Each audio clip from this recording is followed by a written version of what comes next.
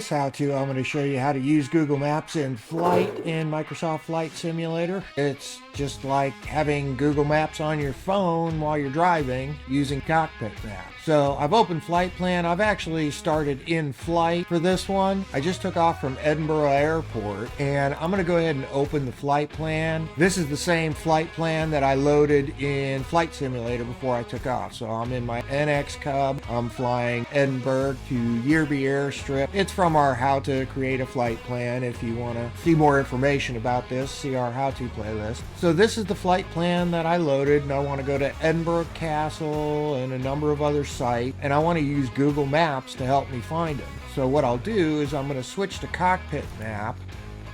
I just took off from the airport. I've opened Cockpit Map. Now notice Cockpit Map is its own independent application. You can turn your transparency up and down. So if you want to simulate a heads-up display or sort of a strip map, you can resize and reposition Cockpit Map wherever you like it and adjust the transparency. You can minimize and maximize using our arrow button here. So if you want to get it out of your way, I can turn on GPS follow, and notice what happens. It places my aircraft in the center of the map. It uses the road map and map zoom, which I'll talk about in a second. And if I was flying, it'll follow along in flight. So the GPS follow button lit up when it's engaged. And notice what happens when GPS follow is on. If I interact with the map, it'll turn GPS follow off and keep the map wherever I have it positioned to look at whatever sites I want to look at. As soon as I engage GPS follow again, it returns to where my aircraft is. The checkered flag button opens up racing. Now there's a separate video for racing. I'm not going to spend time talking about that right now. See our how-to playlist if you're interested in the racing features. There's also the current indicator. What this does is it receives the previous waypoint from the glass cockpit. So in this case, I just left Edinburgh Airport, so EGPH is my previous waypoint, and that's what's coming from the glass cockpit. Let's get back into the cockpit. You can see our next waypoint is waypoint 1 coming from the glass cockpit, which is Edinburgh Castle. And so Cockpit Map is picking up our current waypoint, which was EGPH, and predicting our next waypoint will be waypoint 1 in 3.8 miles, which happens to be Edinburgh Castle, which is essentially the same as what the glass cockpit is showing. It's showing 3.9 miles.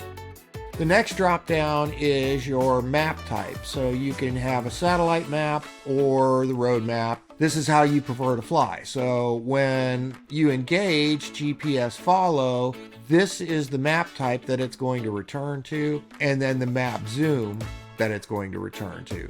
So let's say for some reason I do like to fly with satellite on and zoomed in very close at a map zoom of 15. That's what Cockpit Map will return to every time GPS follow is engaged. So if I was scrolling ahead and let's say I had switched to road map and changed my zoom to look for something, when I re-engage GPS follow, it returns to satellite and a map zoom of 15 and following my aircraft. Typically, road map makes a little more sense. 13 is about a good zoom level for small aircraft. That way you can see the push pins for the interesting sights on the ground, but it's not moving by so fast that you can't see anything. And you can see our flight path is displayed as push pins on the map with a vector between each. So let's fly to our first point of interest. Now, if I'm looking at the map, my first point of interest is Edinburgh Castle. If I hover over the push pin, I'll see it gives me the waypoint number, WP1, and the description, Edinburgh Castle. Now, I could actually drag this. If I want to move it, it will give me a warning.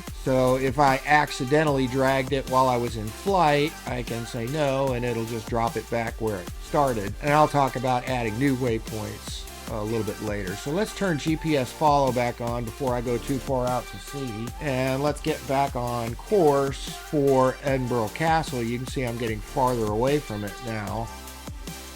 Okay, and I've used the flight plan loaded in Cockpit Map to lead me directly to Edinburgh Castle, just the same way I would use Google Maps on my phone. Edinburgh Castle is right in front of us. Now you'll notice even in drone mode, Cockpit Map follows me. So if I want to find a particular landmark on the ground, I can zoom in on my map. If available, it'll give me a tilt, so I can actually tilt the image, spin the image around. If we want to see what's down there, we can turn our labels on. And if we need to get some pet grooming, there's Divine Pet Services and the bathroom company. Nothing terribly interesting. Okay, but you can see I've got all my street names, all my points of interest, stadiums, whatever else there is to see in the general area. I can also use Pegman if I want to actually check the ground, say, of the castle itself. I can drop Pegman on the map. Oh, and that's a drone view, so that should almost be identical to what we see in Microsoft Flight Simulator. And you can use the controls to rotate, zoom in, zoom out, adjust your view however you want to adjust it. Also, if you select a point of interest on the map, sometimes it gives you the option to view it on Google Maps. If you click your link, it'll open up a browser and you can use Google Maps interface if you need to search for something nearby, and it gives you a little more detail than the in-flight map. So that's pretty much all the on-map features. As I mentioned, you can switch between map and satellite, and that's temporary until you turn GPS follow back on and it returns to this map zoom level and this map type. So let's go ahead and follow our route all the way to Edinburgh Castle. Now, before I do that, maybe I'm having a difficult time judging the distance on the ground. Now, Edinburgh Castle is going to be pretty easy to spot. Obviously, it's up on a big giant hill here. I'll have to exit out of Cockpit Map and open my aircraft settings. And what I can do is turn on our 1,000-foot radius. What that will do is put two circles around our push pin. This one's at a 500-foot radius, and this is a 1,000-foot radius. So this outer circle is 2,000 feet across. This inner circle is 1,000 feet across. Okay, so if you need to measure distances on the ground, you can see Usher Hall is 1,000 feet from Edinburgh Castle, and we can go find that as we fly. We'll zoom in extra close, and I'll show you. So Usher Hall is right along here. Where's our corner?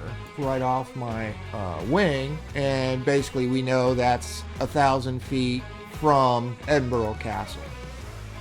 And of course, all of these businesses, all of the sites are named and marked. Here's Edinburgh Castle. And then let me turn off our radius. And let's say I spot the Britannia, and I want to know how far out of my way it is to get to the Royal Yacht Britannia. Well, our current waypoint from the glass cockpit is waypoint 2 because the glass cockpit is already moved on to the next leg. It's expecting us to go to waypoint 3. If I want to know the distance from waypoint 2, Palace of Holyrood House, to the Royal Yacht Britannia, all I have to do is drop a pin. I can give it a name, but I just want the distance.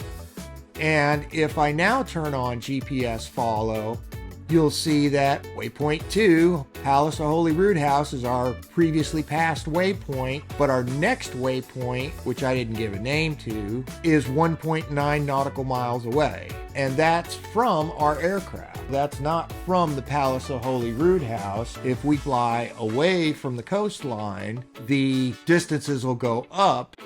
I can decide, quite literally on the fly, whether I want to fly out of my way. Now, to get rid of the waypoint, you actually have to go back to Flight Plan and delete the waypoint off of your flight plan, or you can save it. Another thing you can do is you can skip a waypoint. You can see we're coming up on Craigmillar Castle, and actually I can tell the cockpit has already picked it up because it's already switched are next to Floors, Castle, and Gardens in 29 miles. But let's say that I am not interested in Floors Castle. I just want to know how far it is to the next waypoint after, which happens to be Tyne Bridge. If I manually set my current waypoint to Floors, Castle, and Gardens, notice what happens to my current label. It changes it to green and it turns it into a button. So now that's overridden. I have selected waypoint 4 as my current, even though the glass cockpit is saying Craigmillar Castle is the most recent one that I passed. Now when I turn on GPS follow, my next is no longer Floors Castle, my next is Tyne Bridge in 75 miles. Instead of Floors, Castle, and Gardens, which is 27.5 miles. If I just want to return to what the glass cockpit is sending out, I can just double click my current label, and now it's just using the waypoints coming from the glass cockpit again. And of course, in flight, you can also use Pegman here. Check out, oh, that's the Queen's Gallery right next door to the Palace of Holyrood House. And there's the Queen's Gallery right there. And that's how to use Cockpit Map. Download Flight Plan at simflightplan.com/flightplan. This flight plan's available at simflightplan.com/download. I'll include the link to it in the description box. If you enjoyed this, please like and subscribe.